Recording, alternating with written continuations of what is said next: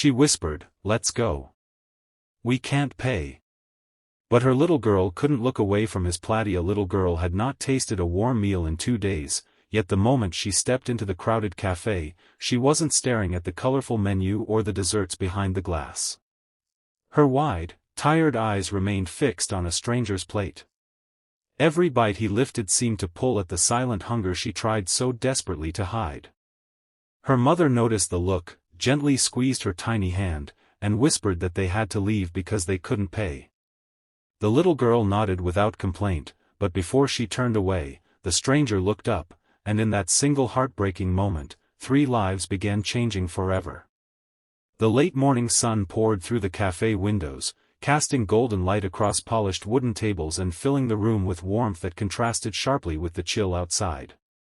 Customers laughed over coffee, friends celebrated birthdays, and business meetings unfolded quietly in corners. Amid the cheerful atmosphere stood a woman named Maris, holding the hand of her 6-year-old daughter, Eloan. Their clothes were clean but worn from countless washings. Their shoes had begun to separate at the soles, and exhaustion rested heavily on both of their faces. Only a year earlier, life had looked completely different.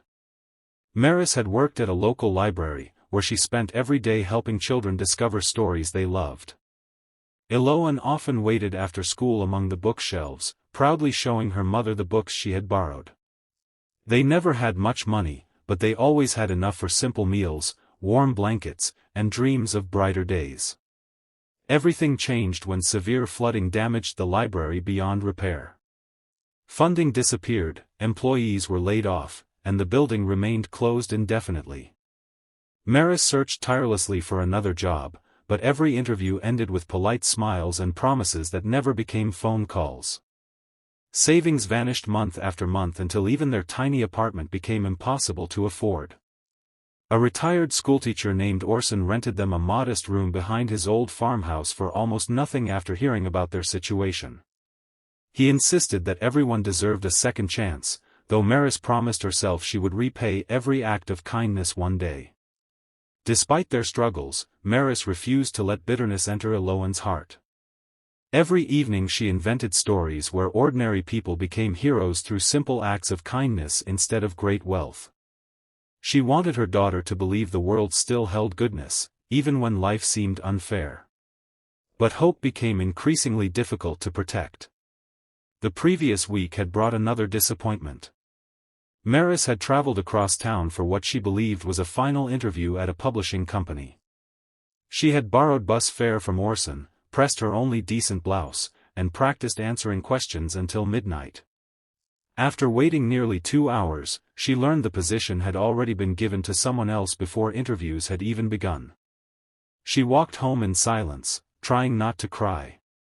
Now only a few coins remained in her pocket. Those coins had been intended for bread from a neighborhood bakery. Instead, while walking there, Eloan had paused outside the cafe. The smell drifting through the open doorway filled the air with fresh soup, roasted chicken, warm bread, and cinnamon pastries. "I'm okay," the little girl had whispered, though her stomach answered with a loud growl. Maris smiled gently. "Let's just look for a minute." They stepped inside mostly to escape the cold wind, never intending to order anything. Every table reminded them of what they couldn't have. Then Eloan noticed the man sitting alone near the window. His plate carried grilled chicken, vegetables, fresh bread, and steaming soup. Yet it wasn't the food itself that caught her attention. It was the peaceful way he ate, as though every bite reminded him to be grateful. The man appeared to be in his early 40s, dressed simply in a faded blue shirt with rolled sleeves. His hands were rough, bearing small scars earned through years of physical work. A notebook rested beside his plate, filled with handwritten sketches and measurements. His name was Kalen. Years before, he had owned a successful furniture workshop employing nearly 20 craftsmen. Then a warehouse fire destroyed almost everything he had built. Insurance covered only a fraction of the losses. Many assumed he would declare bankruptcy and disappear. Instead, Kalen sold nearly everything he owned so every employee received their final paychecks. He started over with only a handful of tools and rented a tiny workshop where he repaired broken furniture one piece at a time. Business was slowly returning, though very few people knew the sacrifices hidden beneath his quiet smile. As he reached for another piece of bread, he sensed someone watching. He looked up. Eloan quickly lowered her eyes. Maris immediately understood. Her cheeks turned crimson. She bent down and whispered softly. "Let's go, we can't pay." There was no anger in her voice. Only sadness.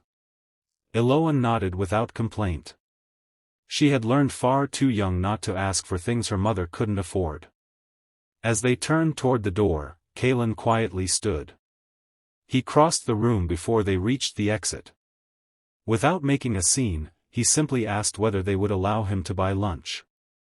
Maris immediately shook her head. Years of hardship had not stolen her dignity. She thanked him sincerely but explained they couldn't accept charity. Kalen smiled kindly. "I wasn't offering charity." She looked confused. He pointed toward the empty table beside the window. "I've been meeting someone for lunch every Thursday for nearly 5 years." Maris glanced around. "No one's here." "They passed away last spring," he answered softly. "But I still order enough for 2. Old habits are hard to break. I'd rather share the meal than waste it." The explanation wasn't entirely true. Yet neither was it completely false. His older sister had indeed passed away, and Thursday lunches had once been their favorite tradition. For months he had continued reserving the second seat because he couldn't bring himself to stop. Today that empty chair seemed to have found its purpose. Maris hesitated. Eloan looked at her without speaking.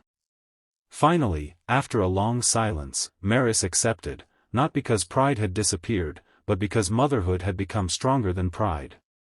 The cafe owner quietly instructed the kitchen to prepare fresh meals rather than moving Kalen's plate. No one mentioned payment. As warm soup arrived, Eloan stared for several seconds before taking the smallest spoonful imaginable. She closed her eyes. The warmth seemed almost unbelievable. Maris struggled to hold back tears. Not because of the food. Because her daughter had forgotten what a hot meal tasted like. Kalen gently changed the subject, asking Eloan about the colorful drawing peeking from her backpack. Her face brightened immediately. It showed a tiny library built inside an enormous tree where every child could borrow books for free. She explained every detail with excitement usually hidden beneath hunger and worry. Kalen listened carefully. Then he asked Maris about her work. Reluctantly, she told him everything: the library, the flood, the interviews, the endless applications, and her determination never to stop trying. The cafe grew noisier around them, yet their small table felt strangely peaceful. When lunch ended, Maris thanked him repeatedly. Kalen simply handed her a small business card. "If you're still looking for work," he said gently, "my workshop could use someone to organize customer records, answer messages, and help create a children's reading corner I've been dreaming about." Maris blinked in surprise. "You'd hire someone you've only just met?" Kalen smiled. "I've learned that resumes tell me what people have done." He paused. "But kindness tells me who they are." Maris looked down at the card, uncertain whether hope was returning or setting her up for another disappointment. She had heard promises before. Many had sounded sincere. Most had led nowhere. Still, something about Kalen's quiet honesty felt different. As she and Eloan stepped back into the afternoon sunshine, neither of them realized that the simple lunch they almost walked away from would soon inspire an entire community, uncover a hidden connection between their families, and prove that one compassionate decision can echo through countless lives in ways no one could ever imagine. The afternoon breeze carried a quiet sense of possibility as Maris and Eloan walked back to Orson's farmhouse. The business card remained tightly clasped in Maris's hand, as if letting go of it might cause the fragile hope inside her heart to disappear. She had learned not to trust good fortune too quickly, yet something about Kaylin's calm sincerity felt different from every promise she had heard before. That evening, after telling Orson about the unexpected lunch, the elderly man smiled warmly and reminded her that sometimes the greatest blessings arrive disguised as ordinary moments. For the first time in many months, Maris fell asleep believing tomorrow might be kinder than yesterday. The next morning, sunlight filled the small workshop where the scent of fresh-cut wood drifted through the air. Beautiful tables, rocking chairs, and bookshelves stood in different stages of completion while craftsmen worked carefully with patient hands. Kaylin welcomed Maris with genuine respect instead of pity. He introduced her to everyone as someone who would help the workshop grow, never mentioning their meeting in the cafe or the difficult circumstances that had brought her there. As the days passed, Maris organized customer files, answered calls, and created a system that made the business run more smoothly than ever before. Her experience from the library helped her notice details others often missed. Customers appreciated her kindness, and many returned simply because they felt welcomed. Meanwhile, Eloane spent afternoons reading in a quiet corner of the workshop, where she often drew colorful pictures of books, trees, and smiling families. Remembering her drawing of the tree library, Kaylin decided to fulfill the dream she had described so passionately. With leftover pieces of wood, he and his craftsmen built beautiful bookshelves shaped like giant tree branches. Maris gathered donated children's books from neighbors, retired teachers, and former library visitors who were delighted to help. Soon, one corner of the workshop became a cheerful reading space where local children could sit, read, and borrow books completely free. Word spread quickly throughout the town. Parents brought their children after school. Volunteers offered storytelling sessions. Retired teachers donated more books. Local artists painted bright murals across the walls. What began as one little girl's drawing slowly became a place filled with laughter, imagination, and hope. One afternoon a newspaper reporter visited after hearing about the free reading corner. She interviewed Maris, Kaylin, Orson, and several families whose children now visited every week.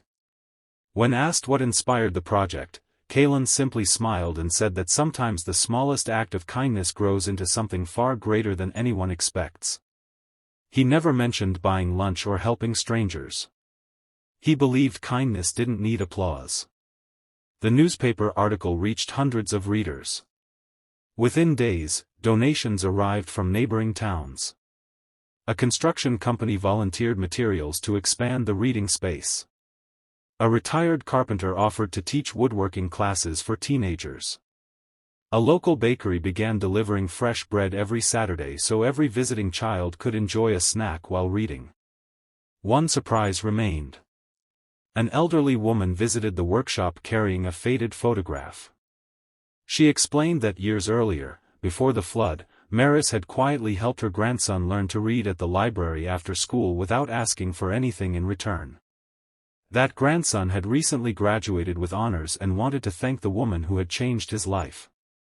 He donated enough money to reopen a small community library beside the workshop. Maris stood speechless. She had completely forgotten those afternoons spent encouraging a shy little boy who struggled with reading. She had never imagined that one simple act of patience would someday return as such an incredible blessing. Months later, the grand opening of the new community library became a celebration for the entire town. Families filled the courtyard.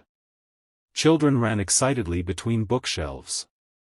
Musicians played cheerful songs beneath bright afternoon skies. Orson cut the ribbon with trembling hands while everyone applauded. Eloane proudly placed the very